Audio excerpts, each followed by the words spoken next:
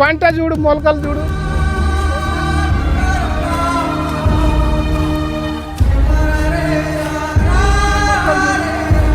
చూడు ఈ గోస చూడు, మాకు గోస చూడు, మా బాధ చూడు.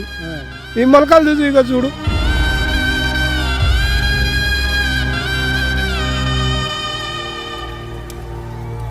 వా కాంగ్రెస్ మీద మన్ను కూడా వాడు నాశనమైపోను. రేవంత్ రెడ్డి మొత్తం కొనేసినాం అని చెప్తుండు కదా, వాని మీద మన్ను కూడా మట్టి పోస్తా వాని మీద. 2 నెలల కాడ నుంచి చిలకల ఎండ పోసుకొని ఆడనే ఈడ తలం లేకపోతే చిలకల ఎండ పోసుకొని తెచ్చి పోసిన 2 నెలల కాడ నుంచి ఎవడు దిక్కు తిరియాబు లేడు.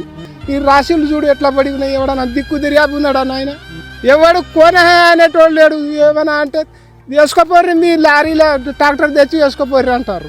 గత ప్రభుత్వంలో ఇట్లా ఉండే కేసీఆర్ ఉన్నప్పుడు కేసీఆర్ ఉన్నప్పుడు ఒక్క రాశి ఆవుపడకపోయేది. రోహిణి కార్తీక్ వచ్చేట ఖతం అయిపోయేది. రోహిణి పోయింది, మురుకశిల వచ్చింది. దావా ఎవడన్నా దిక్కు దర్యాబు ఉన్నాడా నాయన ఈ కళ్ళంలా? ఇక ఇంకా ఇక్కడ కాక అక్కడ ఒక కళ్ళం ఇంకోటి ఎవడు పట్టించే మానవుడే లేడు. మంచిగా కొంటున్నాం అని చెప్తున్నారు. మంచిగా నీకు అవపడుతుంది నాయన ఈ మొలకలు చూడు రాదు నాయన. యాడికెళ్ళి తేవాలి, ఎట్లా వ్యవసాయం చేయాలి? ఆ వరి కోత కోసినోనికి ఏమి ఇవ్వాలి, దున్నినోనికి ఏమి ఇవ్వాలి? ఈ ట్రాక్టర్ ఆడ చిలకలకు తెచ్చి ఈడ పోసినోనికి ఏమి ఇవ్వాలి? కనీసం రైతు బంధు అని ఇస్తుండ రేవంత్ రెడ్డి?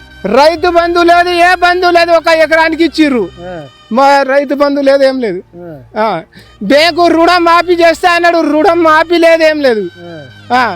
అప్పులు ఆడనే పడి ఉన్నాయి.